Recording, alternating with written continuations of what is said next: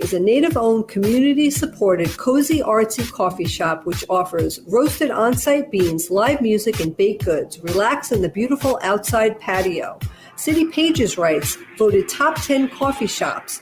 Tucked into a quiet corner of St. Paul's Highland Park neighborhood, this coffee shop roasts beans on-site from the best coffee-growing countries in the world. Located at 1518 Randolph Avenue, St. Paul. The good stuff. The new Line 3 tar sands crude oil pipeline threatens our water and climate. It's the end of the tar sands party, and Enbridge wants to sell some oil. Tar sands is the dirtiest oil in the world, so they really put our Great Lakes water in peril. The environmental permitting for this process is a joke. The line was shoved down our throats, and that's wrong. And we're still fighting it, and it's brutal. They should do an environmental impact statement on this project. Visit stopline3.org to take action. What we want is a just transition. Minnesota has the only original wolf population in the continental United States, and 80% of Minnesotans believe the wolf should be protected. Howling for Wolves is asking Minnesotans to respect our true wildlife manager, the wolf. Their survival is critical to our ecosystems, our communities, and even our economy. As highly intelligent animals with strong social bonds, Minnesota wolves deserve to be protected and admired. Learn more at howlingforwolves.org. Let's live and let howl. Hey, Cudahy to all my friends and relatives in four directions. This is Robert Pilot of Native Roots Radio presents I'm Awake. I'm here to ask you for your support. Finding honest Native-centered news is not easy, but with your support, we're able to provide accurate information about Standing Rock, Line 3, treaty violations, and COVID-19 in our Native communities. Please visit Native Roots Radio Network on Patreon and donate if you can. That's Native Roots Radio Network on Patreon. Pinigigi, and thank you for your support. Hey, Ogimaa, I've been hearing a lot about this term, climate justice. What is that? Climate justice is recognizing that the negative impacts of climate change don't affect all people equally. It also means transitioning from a fossil fuel-based economy to a more sustainable future. MN350 is one of the groups that's pushing for this transition to protect our futures. You can even get involved too. That's great, especially since I'm concerned about pipeline projects like Line 3. How can I help MN350? Just find them on Facebook or visit mn350.org. With your AM 950 weather, I'm Patrick Lulia. Clear skies overnight and a low of 52, then showers and thunderstorms on Wednesday with a high of 56. The Great Wall Restaurant has been providing an authentic taste of delicious Chinese cuisine since 1981. The Great Wall is located on France Avenue on the Minneapolis-Edina City line. View their menu at greatwallrestaurant.us. Portions of Native Roots Radio may be pre-recorded. It's a good day to be indigenous. Get up, stand up. They are going to become more brutal. Because all the hippies were trying to be Indians anyway. They're going to become more repressive because it's a matter of dollars and their illusionary concepts of power. Hey, Victor. We must live in balance with the earth. And also with recent happenings at Wounded Knee. I am awake. Hey, Cudahy to all my friends and relatives in four directions. You're listening to Native Roots Radio presents I'm Awake, and I'm your host, Robert Pilot. My other name is Wakunjahade, which means distant thunder.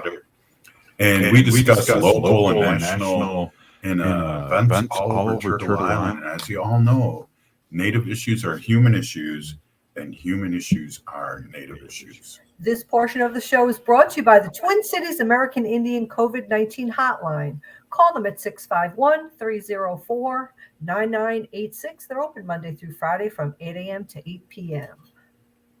Hey, we have a special guest, Wendy Pilot. What's going on, Wendy? Long time no see. How you doing? Yeah, I miss all you guys. I feel like I haven't been around for a really long time. I'm in actually the deep east right now. So I'll be here till next week. So, well, I'm glad you could make it on our show today. I really appreciate it. As you know, Wendy, we have news every day, and it's some of the news you don't hear anywhere else on Turtle Island. So why don't we get Ogimaa with the news on, Wendy, as soon as possible, and let's see what's happening all over Turtle Island. Welcome. Hi, Yanni Bushu, everybody. I'm Ogimaa Giniw Ikwe with Native Roots Radio. I've got some news for you here. Oncoming information here about the Line 3. Just a little recap here. On Indigenous Peoples Day last Monday, it marked the beginning of a 5-day-long action of people versus fossil fuels in Washington, D.C., where more than 500 people were arrested in the name of accountability in Indigenous-led movements to demand that President Biden declare a climate emergency. Also, last Tuesday, water protectors delivered 1 million petition signatures demanding to stop the Line 3 tar sands pipeline pending a full environmental review. However, right now, what's happening is that the Enbridge Pipeline Company has actually missed a deadline. So what's happening right now is that Enbridge had breached an aquifer near Clearbrook, Minnesota, near their Clearbrook terminal. And they have been unable to stop groundwater flows from this aquifer breach, which was in a very delicate wetland. So the DNR has ordered Enbridge to stop the unauthorized ground flow within 30 days, and that deadline had come and passed as of the 15th. The DNR says Enbridge has made progress, but the company notified DNR that the work would not be completed in time, and Enbridge will also pay an additional $40,000 to compensate for the state for the loss of groundwater resources.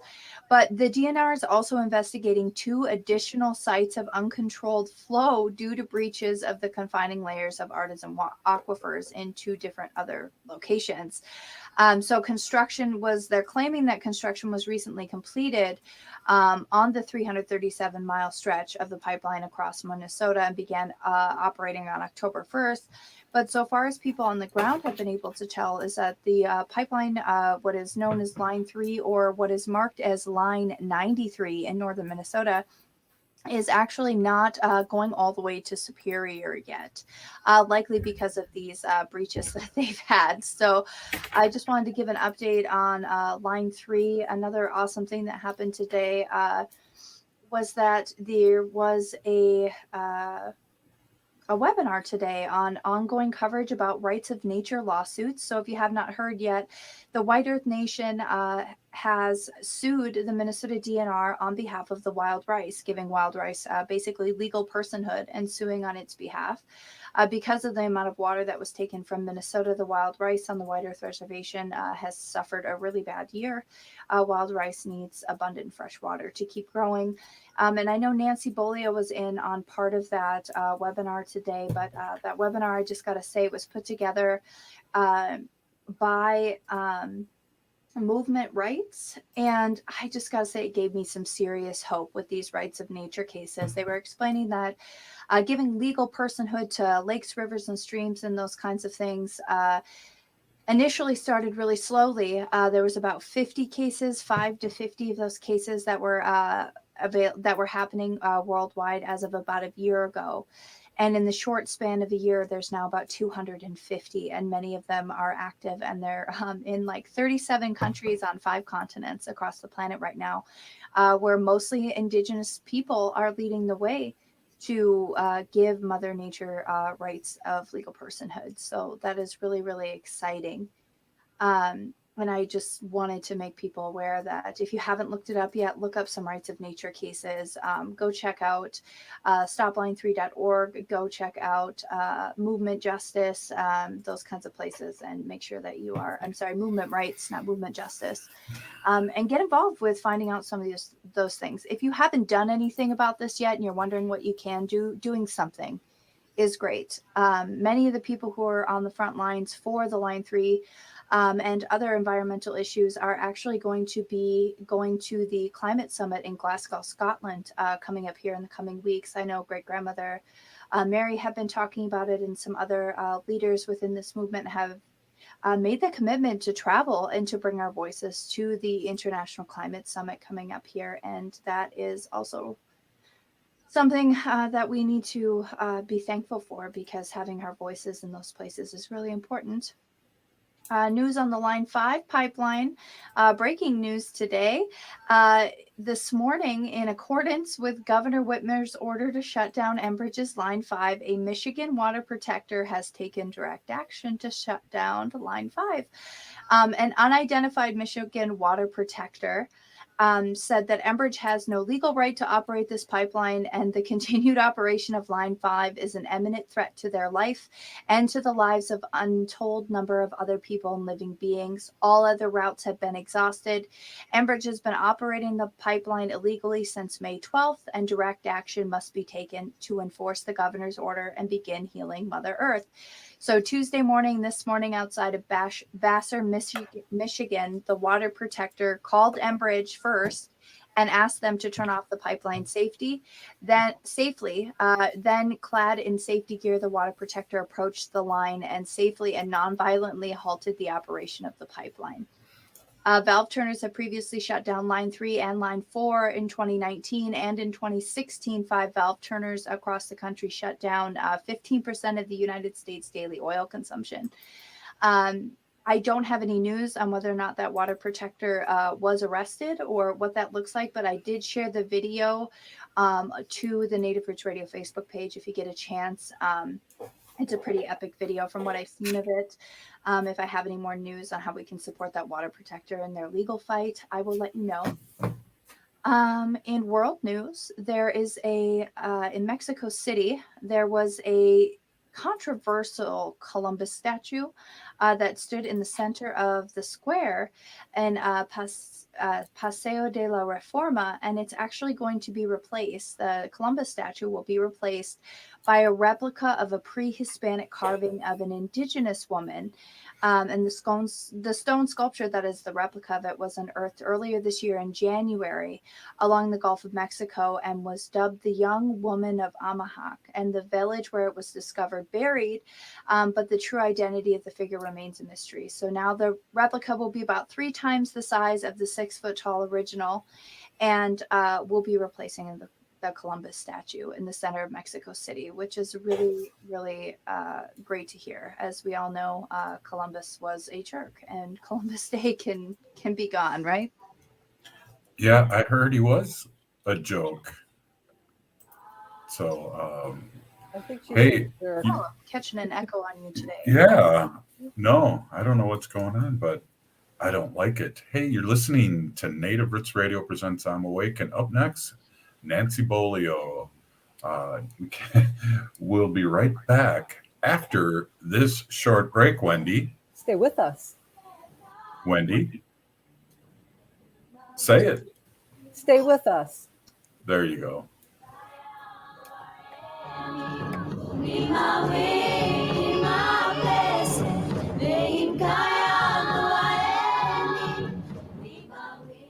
Hey, Wendy, what are we doing for dinner after the show? How about we go to J. Selby's on 169 Victoria Street in St. Paul? They have a delicious plant-based menu that's compassionate and environmentally sustainable. I'm getting their spot-on vegan Big Mac, the dirty secret. You can pick up and they deliver within a 5-mile radius, or you can call them at 651-222-3263 or visit jselbys.com. Well, you sold me, Wen. Let's go order at J. Selby's tonight. I'm hungry. I heard sex trafficking happens a lot in Indian country. What is that? Some of the real reasons why sex trafficking happens in Indian country. Unequal gender roles that were forced on us by colonization. Communities don't have enough resources. Silence around domestic and sexual violence. Lack of attention and justice for missing and murdered Indigenous people. There's a lot of behavior that keeps our communities out of balance. These are just a few true reasons why Native communities are targeted by traffickers. When these acts of violence happen in our communities, it opens us all up for exploitation. Sponsored by the Minnesota Indian Women's Sexual Assault Coalition. Hey, Ogimaa, I've been hearing a lot about this term, climate justice. What is that? Climate justice is recognizing that the negative impacts of climate change don't affect all people equally. It also means transitioning from a fossil fuel-based economy to a more sustainable future. MN350 is one of the groups that's pushing for this transition to protect our futures. You can even get involved too. That's great, especially since I'm concerned about pipeline projects like Line 3. How can I help MN350? Just find them on Facebook or visit mn350.org. The new Line 3 tar sands crude oil pipeline threatens our water and climate. It's the end of the tar sands party, and Enbridge wants to sell some oil. Tar sands is the dirtiest oil in the world, so they really put our Great Lakes water in peril. The environmental permitting for this process is a joke. The line was shoved down our throats, and that's wrong. And we're still fighting it, and it's brutal. They should do an environmental impact statement on this project. Visit stopline3.org to take action. What we want is a just transition. Hi, I'm Jane Fonda, and you're listening to Native Roots Radio. Hey, welcome back to Native Roots Radio presents I'm Awake, and I'm your host, Wakanjahare.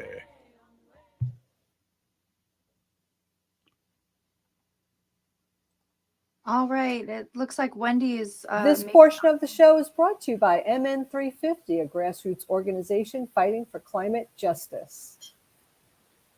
Just when we thought she was out, she came back in. I did. Is there an echo? Not right now. So, okay, awesome. Wow.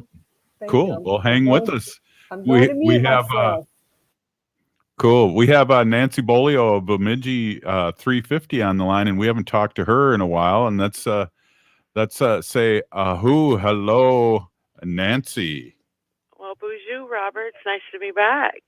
It's great. We've missed you. I was at a MN 350 board meeting last night, and I heard a lot of good things about you, and it warmed my heart to hear it. Oh, great to hear. Yeah. So I've been kind of at home just, recovering from COVID. And I think I have that long COVID because I'm so fatigued yet. And I still have those symptoms of being with congestion. So slowly finding my way back and get my second vaccine on Thursday. And what I want to say to everybody is I highly recommend the vaccine.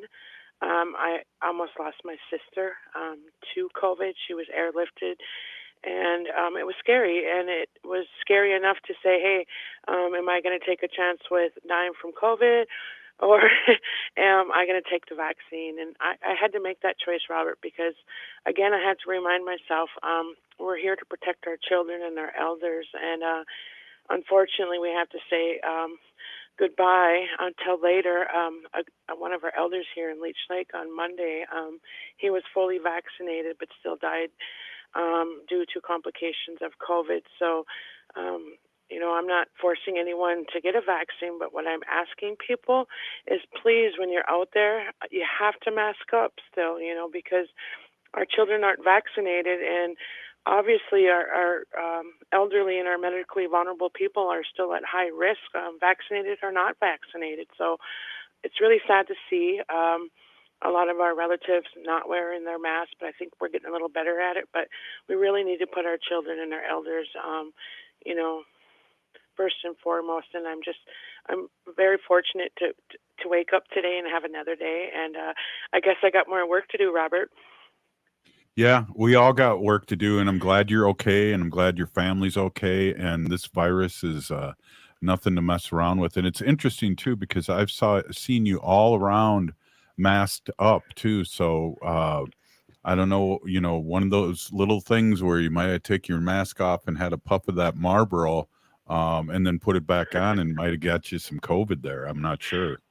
Yeah, I think it was my eating and drinking, Robert. I was at an outdoor event in a bleacher setting, and people were close. And so it only takes just a little bit, Robert. And, I had some friends tell me, but you were always with a mask on. And I was like, well, there was those moments when I let my guard down, and that's all it takes, So yeah. That's how quick you can catch COVID and bring it home. And fortunately, the ones living with me were asymptomatic, but COVID dealt me every symptom it could, and it was exhausting and mentally wore you out. And every day you woke up, you were just blessed that you had another day to be here. And prayers to all the people that didn't make it. And it's really scary, Robert. And COVID is not near being done. So I highly recommend, I urge people to put those masks on because, we still need to go out and cause some good trouble. And we got a pipeline to still stop. We're working on a treaty alliance. We actually pushed that out into February because what we found out was, that Canadian border is going to open up. and we were kind of hesitant about moving forward with the Treaty Alliance, and it's the Great Lakes Treaty Alliance, and our goal is to come together, build on relationships as, from one tribe to the next, and talk about what those treaties between us are, and the ones also, what the government, the United States government. So we're going to figure out what's working and what's not working and find a strategy moving forward, and our elders are going to move us from that Treaty Alliance in February into our first annual treaty gathering. So we're looking to build on our work as treaty people, not just ourselves as Native, but we also encourage our non-Native treaty partners to engage in the learning process and what it takes to uphold treaties. So there's a lot of good work to do, and we're going to find ways that we can continue to show up and educate people, because, this kind of scary news I heard today was Walsh was running again, and it's like, well, right. We worked so hard to get him into office, and again, our words fell on deaf ears, and so, we have to continue to think about strategy and how we're going to find our way into these political, we're talking local, state, and federal. And, my question is, why do we have to run for office when treaty guarantees, that, the laws that we have with nature are supreme and supreme law of the land, and that we should never have to run for an office to have a designated seat at the local, state, and federal level. But unfortunately, we're in a Western civilization, and we have to, run for office. And I think we also need legislative committees to hold those politicians that run for office accountable for the work they do and the promises they make during their campaigns. And just listening today, I was in a webinar, and it was really, a lot of good stuff. And it was the Rights of Nature webinar Ogimaa was telling us about, and I just got to break in here real quick too. I know you're not on StreamYard with us or Facebook or YouTube, but there's so many people that are just saying it's great to have you on. Good to hear you. They miss you. You have a bigger fan club than I do, so I'm getting a little butthurt. But what about the Rights of Nature webinar you were at today? Right. The interesting thing I heard is how politicians are empowering the destruction and violating treaty, and we have to take a look at resources versus the source of life. So what we have done in this Western way of living is taken our natural resources, and we've basically labeled them, as something that we can possess, but we can't possess the earth. We have to understand that we are nature. So again, we have to align ourselves with the natural law, and these are things that elders were talking about today, and these are things we already know. We know we are a part of nature, but once we give the rights of nature, the rights of Monoman, its own agency, meaning its own personhood, it has its own rights, and we as water protectors and land defectors will be guardians to make sure that someone's there out there watching, making sure that our water is, in all of our natural resources are being taken care of in a good way, and that's who we are. So I think, this is not, a political fight. It's more of a spiritual movement. So we're reminding the rest of the world that we are nature, and that we have to respect all this that's all around us if we're going to protect what's in front of us, the future. And we're here on borrowed time, Robert. This is nothing we could possess. We have to respect all sources of life. And I think giving the rights to the Monoman, here in 1855 in the White Earth Reservation, it also gives protection of people like myself to defend our food that grows on water. And that's how we got here in Minnesota, was our prophecy, or go where the food grows on the water. And when we have these state agencies, as we see what happened at Enbridge and the aquifer and, the leaks, and then the continued destruction on behalf of Enbridge, those are genocidal to our way of life, because it threatens our water and our food. And, what did Joy Brunn say when she was in Washington? They brought the front lines to us with these pipelines, and now we're here in Washington to bring the front lines to them, and that was very, empowering to hear this kind of stuff when our sisters and our aunties, all these powerful people went to Washington. And it was great because they never, ever, back in 1970, they occupied the BIA. And then 51 years later, like Joyce Brunn said again, there's that famous saying out there, respect us or expect us. And I think, it's very true. The word treaty is becoming a buzzword. And I think, we're understanding that what good are our treaty rights if we don't assert them, so we're in a point in history where, Robert, where we're going to continue to show up. We're going to defend our treaties. We're going to assert our rights, and we're going to seek justice on behalf of all living things. Hey, Nance, can you hold on for another segment or a half a segment with us? Sure. Hey, and I'm wondering, Louis, do you mind saying what you just said in the chat with us? Nancy, I mean, you're so on point. This is Louis Eagle Thunder here. I just wanted to reiterate that what we're seeing is an active assault on treaty rights that are supposed to be on a federal level. Federal trust responsibility resides on the federal level, and what we're seeing is a cooperation between state and corporations actively intruding on indigenous rights, and there's no enforcement on the federal level that's being enforced, meaning that we have no real allies on the federal level saying, hey, this is a federal thing that supersedes state law and state rights, yet we have no allies on that to actually enforce treaty rights. So again, that's why we're left with the question that we have to do it ourselves. Wow, really great point, Louis. I'm glad you chimed in with that. That's a super good point. We're going to be back, and it's great. We have Wendy back too, so we're going to do a little sacred animal section later on. But great to have Nancy Beaulieu back on of Bimi'ji 350, and we're going to talk a little bit more with her after this short break. You're listening to Native Roots Radio presents I'm Awake. Stay with us.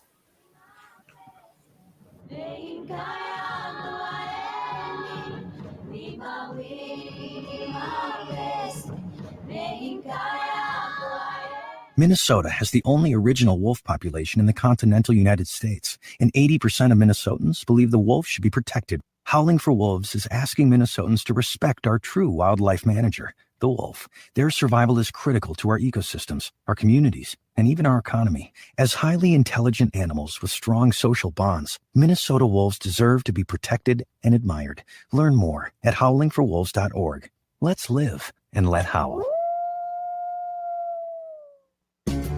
As the weather cools off, now's the perfect time to catch up on a new book from Next Chapter Booksellers. And they have lots of new big releases coming out this fall from Barack Obama, Hillary Clinton, Bob Woodward, Colson Whitehead, Richard Powers, Margaret Renkel, Bruce Springsteen, Paul McCartney, and more. Next Chapter Booksellers is open for in-person browsing, and they provide free shipping for orders over $50.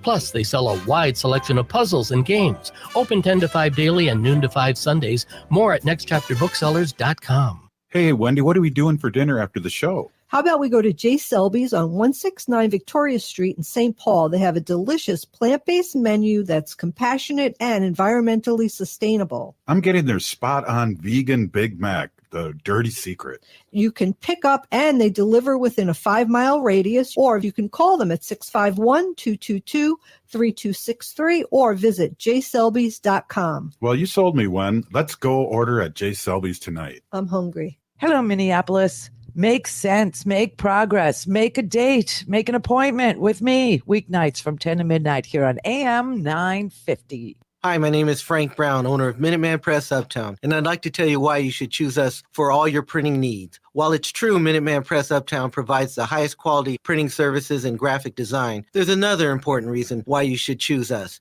We share your values. We believe our employees are a vital part of our success. At Minuteman Press Uptown, I set out to create jobs with a living wage and benefits. I believe in second chances for people who've made mistakes in the past. We're a proud union shop and would love to earn your business. This is Chad, owner of AM 950. Frank and his team at Minuteman Press Uptown are AM 950's go-to for all printing and promotional needs. I was blown away by the knowledge and passion Minuteman Press Uptown had to help me grow my business. Even if you're not sure where to start, their graphic design team can create an effective campaign and strategy to increase your visibility. So choose a print shop who shares your values. They work with businesses, nonprofits, and political campaigns. Call 612-870-0777 or visit mpuptown.com. Hi, I'm Alicia Luther-Tom, certified financial planner with an all-women team at RBC Wealth Management. Making sure you and your loved ones can live comfortably in the future starts with the choices you make today. During times like these, having a trusted investment team is more important than ever. We practice social distancing and can work with clients remotely. This is Alicia Luther-Toms at 612-770-4460 or alicia.luther.toms@rbc.com. RBC Wealth Management, a division of RBC Capital Markets, LLC, member NYSE, FINRA, SIPC. This is Gregory Rich from Habitation Furnishing and Design and Drink in the Style. You may not realize it, but a trained, skilled interior designer can not just beautify your space, they can functionify it as well. I don't know if that's a word, but it is a thing. So why not check out habitationdesign.com and see if it looks like we're right for you. If it does, give us a call and let's schedule an appointment, in person or virtually, to make your home exceptional. habitationdesign.com. With your AM 950 weather, I'm Patrick Lulia. Clear skies overnight and a low of 52, then showers and thunderstorms on Wednesday with a high of 56. The Great Wall Restaurant has been providing an authentic taste of delicious Chinese cuisine since 1981. The Great Wall is located on France Avenue on the Minneapolis-Edina City line. View their menu at greatwallrestaurant.us. Hi, this is Representative Sharice Davids from Kansas. I'm Ho Chunk, and you're listening to Native Roots Radio. We are Alusa. Hey, welcome back to Native Roots Radio Presents I'm Awake, and I'm your host, Wakanja Hade. This portion of the show is brought to you by the Minnesota Indian Women's Sexual Assault Coalition. Hey, there's Wendy again. Hey, Pinigigi Wendy. Hey, we're here with Nancy Beaulieu of Bimi'ji 350 and one of my all-time favorite water protectors, a veteran of Standing Rock. I know she stayed out there a long time, and now she's been fighting Line 3 up here. And one thing I wanted to ask Nancy a little bit about here is I really feel like I'm shifting emotionally and mentally now while Line 3 is still being built, and is that we really need to start talking about protecting the water everywhere. That's going to be the big thing right now. But welcome back, Nance.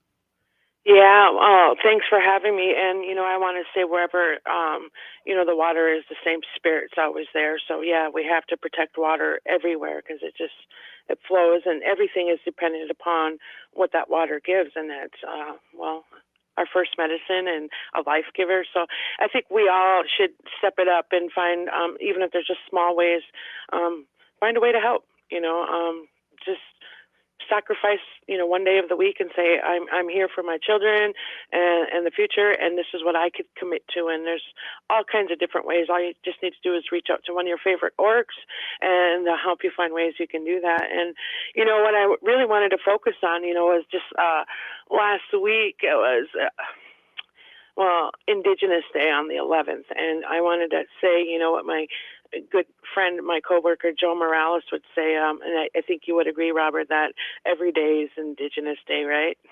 I think he stole that from me. I've been saying that for years. Yeah. Well, somewhere along the way, it's true. It's true. So it was, kind of a bittersweet day to think that we should be recognized just on one day, but at least, at least they're acknowledging it, and some cities and states have, declared Indigenous Day. But on Sunday, the night before, I just, looking at something Joe wrote, I kind of paraphrased it. And so I did a little of my own writing, and if I have a minute or two, can I read that? Absolutely. All right. So, and it's just a short little essay, and it was really good to write it. It felt really good to write it. Okay. So every day is Indigenous Day. Our ancestors signed treaty so we could live in peace, take care of all living things, and protect our culture. Forbidden to pray or speak the language, our ancestors protected the songs, prayers, and knowledge. Today and every day, we still remain connected to the land. We are still here. Each and every day, we awake as Indigenous people. We need to commend our identity, our way of life, and deny the forces that deem to continue the assimilation of our people. October 11th, Columbus Day, is not a day of discovery, nor a day to recognize as Indigenous Day. The U.S. and its citizens should strive every day to acknowledge and honor the Native people of these lands and morally correct the wrongs of the past. This is our land, and we still remain connected every day. We are all related. We are connected to the web of life. The prayers, the medicine, the animals are sacred, and so is each new day. Every day starts with prayer because it is who we are, all related and connected to these lands. We are native to this land, so every day is Indigenous Day. Honor and respect that every day. Yeah, beautiful. That's right on. You know, the only thing that I like about Indigenous Day is that it erases Columbus Day, that or trumps it, and Right, that word right. Trump doesn't really come through too well. But you know what I mean. I could agree with that. Right. We don't want to use that word, Robert. That's kind of scary. It's like hearing Waltz running for office again. But what do you do, right? Exactly. And I know Lewis was upset. I saw a post from that this morning. But yeah, we got to really let people know. And it was interesting. I was listening to a local station on the way to Wisconsin this morning, and they were basically saying about the Walz and Flanagan reelection bid as that the progressives are really upset with Walz. So the mainstream, or quote unquote the mainstream news here, kind of gets it too and hears us. So that was an interesting twist there. Right. And I think, as the days unfold here, I think we're going to probably hear some more interesting twists. And, I think what we need is a like-minded relative candidate, an ally, to seriously think about running for this office, and what can we do as organizers and people that get out the Native, what can we do to help secure that? But it also goes back to what I mentioned earlier, the legislative committees within the organizations, or say at the Native Peoples Caucus of the Minnesota DFL. If you have people that are in these legislative committees, our endorsements cannot run off with our votes and forget about us. These committees would follow up with these candidates that are winning and say, hey, remember us, we voted for you because this was your campaign and this is what you were going to uplift. You were going to uplift our voices and empower the BIPOC, the Native community. How do we do that?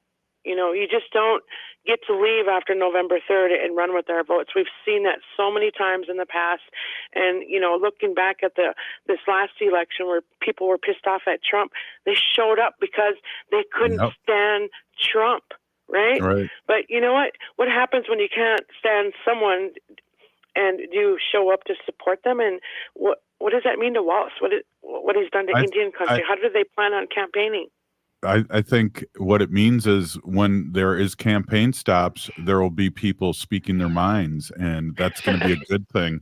And the cat speaking their mind. I think there's going to be some more, good trouble out there, people, using their voices and again, exercising our First Amendment and our right to exist. And we see, I think line 3 is a violation of our civil rights when we still don't have a environmental impact study.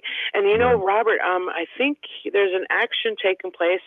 I kind of cut in and out, and I can't always follow the program, and maybe it was already announced, but there next Thursday, October 28th, from 5 to 6 p.m. there's a event. It's Picket the Army Corps of Engineers to Stop Line 3, and so that's probably a good place to be if you want to support. Is that downtown St. Paul? This line. Is that downtown St. Paul?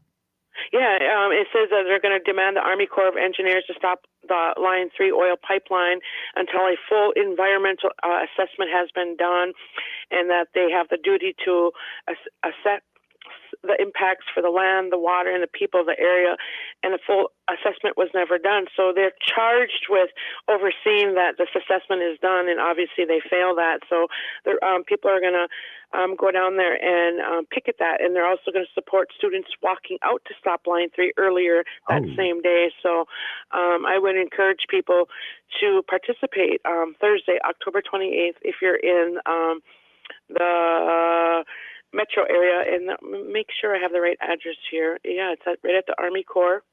Yeah. 180 5th Street East, Suite 700, St. Paul, Minnesota. So yes, Robert, right in St. Paul. Right downtown. My war pony is still behaving. You'll probably find me down there. Right on. You can be our reporter because we'll be on at 6:00, and you can give us a call and how glorious of that action was. Hey, listen, Nancy, Peeny for being on. Really appreciate everything you do. And I forgot to mention everyone that you were the co-host and going to be again of Rock the Vote Native Style when we get that rolling again. So I'm excited. We work together so well, and I appreciate it. Everybody's happy that you're back and feeling better. And we'll be talking a little bit later too about the store when the right time is to come up on that. But Peeny for being on, Nancy. All right. Well, thanks for letting me hold space again. I always appreciate being here. So, miigwech. Right on. Wow. That was Nancy Beaulieu, Bimi'ji 350. Lewis, what can we say, right? Just a walk protector to the max. It's that's that old saying we say, what can we say in a good way, right? That's what we say in the Indian country, you know, and it's tough to say that when we have relatives that kind of are, you know, not really speaking up and not doing the right thing when it comes to things like protecting water and our inherent treaty rights we have with, you know, the two-legged, four-legged, winged, water, etc. Everything that Nancy was talking about and of allyship. What is the key meaning of allyship when allyship to them means to tokenize the indigenous community every 4 years for votes? Is that allyship to us? How do we determine that for ourselves? You know, and how do we take that control back and say, look, we need consequences and people to be held responsible for not fulfilling their obligations to the indigenous community, you know?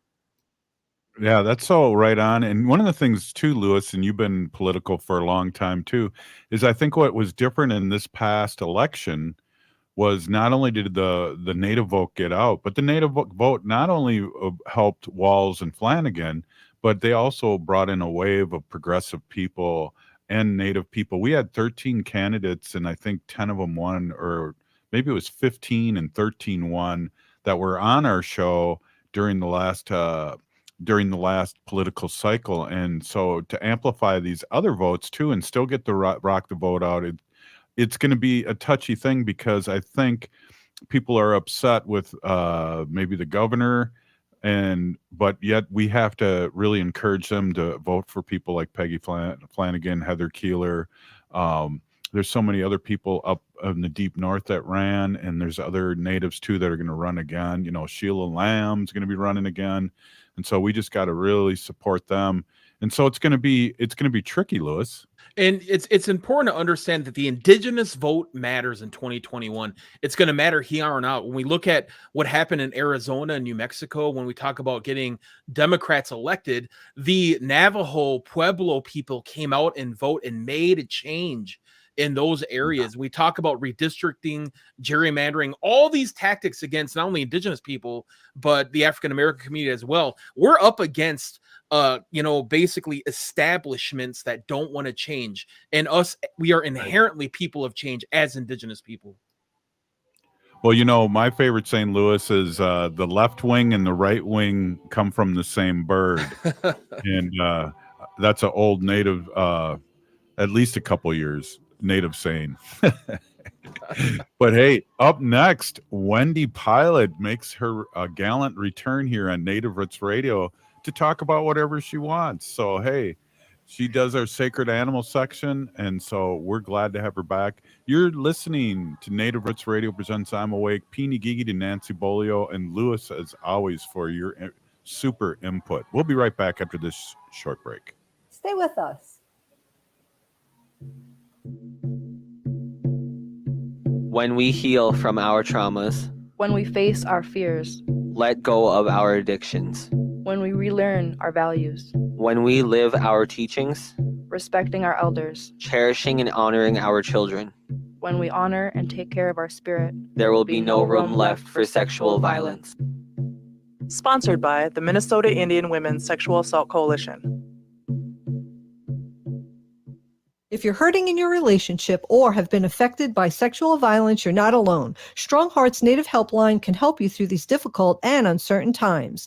Strong Hearts Helpline is a free 24/7 confidential domestic dating and sexual violence helpline for Native Americans. Help is available by calling 1-844-762-8483 or by clicking on the Chat Now icon on strongheartshelpline.org. This message is sponsored by the National Indigenous Women's Resource Center. Hey Cudahy to all my friends and relatives in four directions. This is Robert Pilot of Native Roots Radio presents I'm Awake. I'm here to ask you for your support. Finding honest Native-centered news is not easy, but with your support, we're able to provide accurate information about Standing Rock, Line 3, treaty violations, and COVID-19 in our Native communities. Please visit Native Roots Radio Network on Patreon and donate if you can. That's Native Roots Radio Network on Patreon. Pinigigi, and thank you for your support. Hey, Ogimaa, I've been hearing a lot about this term, climate justice. What is that? Climate justice is recognizing that the negative impacts of climate change don't affect all people equally. It also means transitioning from a fossil fuel-based economy to a more sustainable future. MN350 is one of the groups that's pushing for this transition to protect our futures. You can even get involved too. That's great, especially since I'm concerned about pipeline projects like Line 3. How can I help MN350? Just find them on Facebook or visit mn350.org.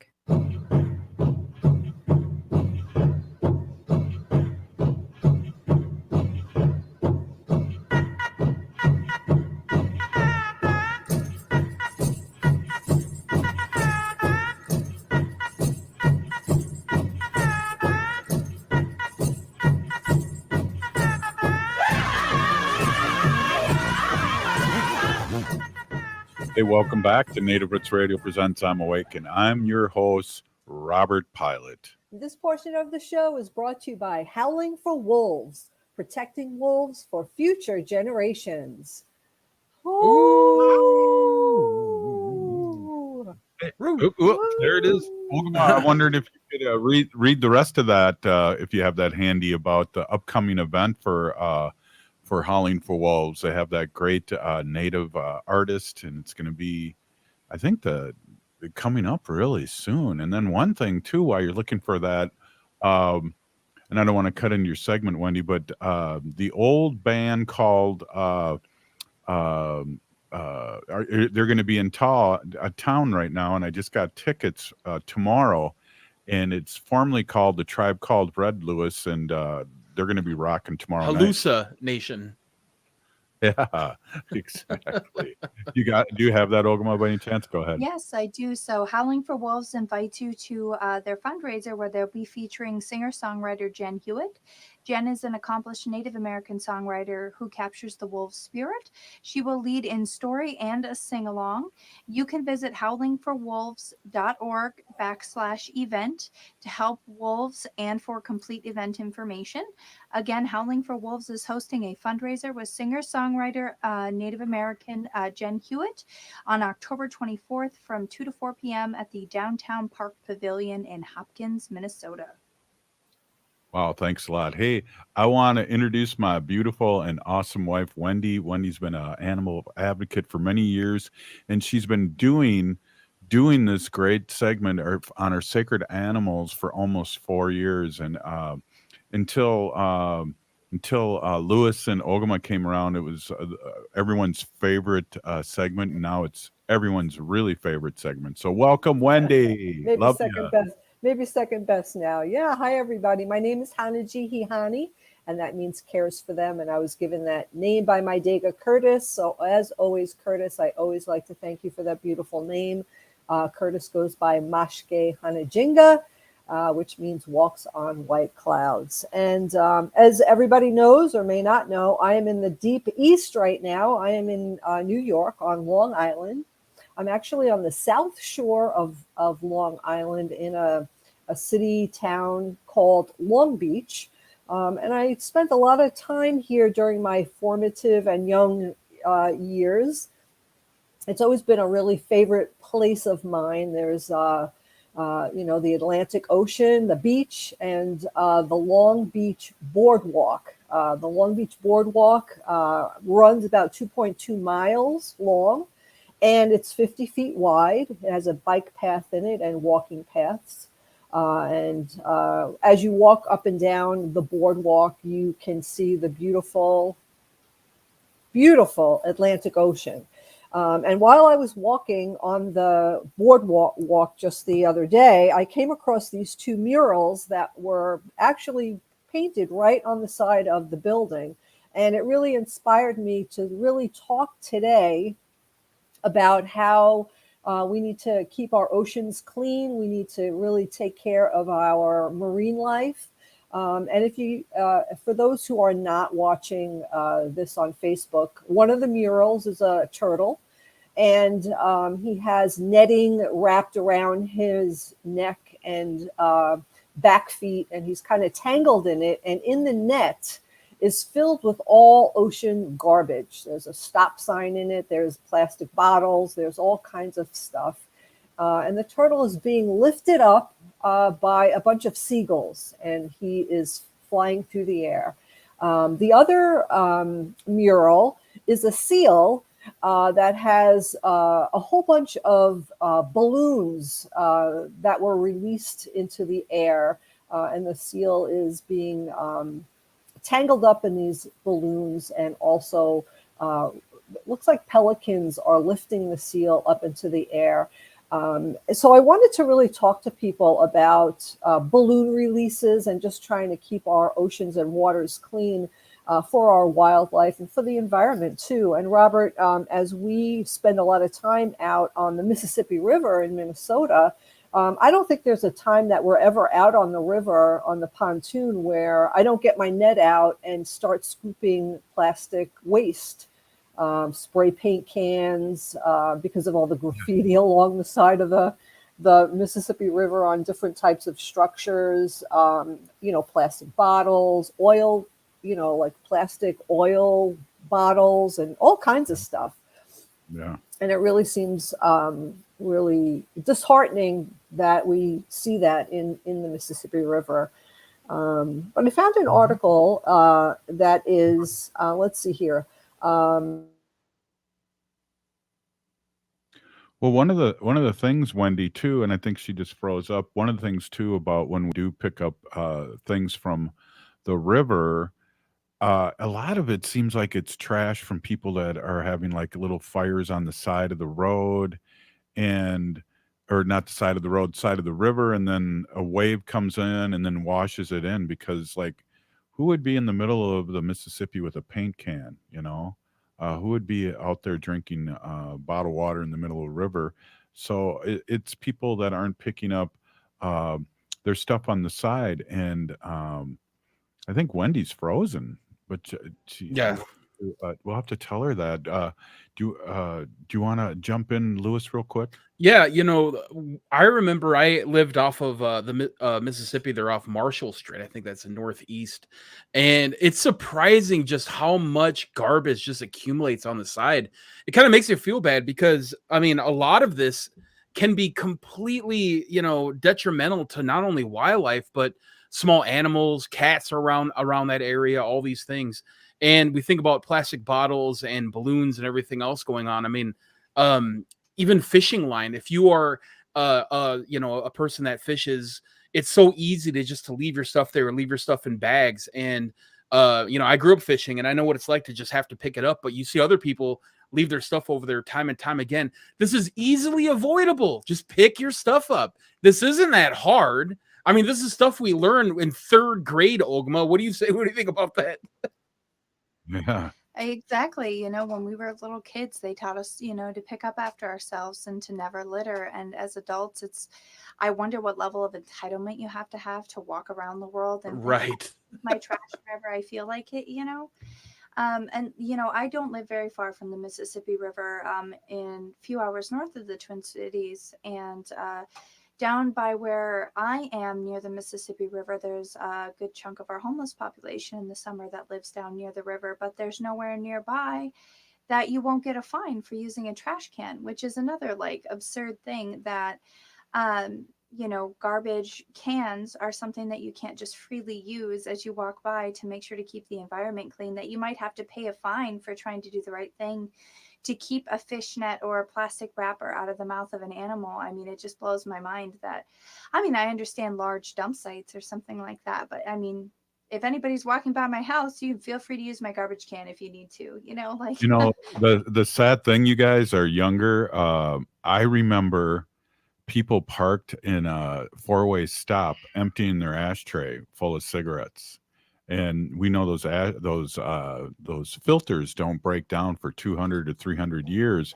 So there's a lot of better things. So it's more, I guess for me, it's more abnormal to see this stuff, where when I was young, it was really normal to see it. I mean, there's this great scene from, if you remember, Mad Men. They were having a picnic on a hill in a beautiful landscape.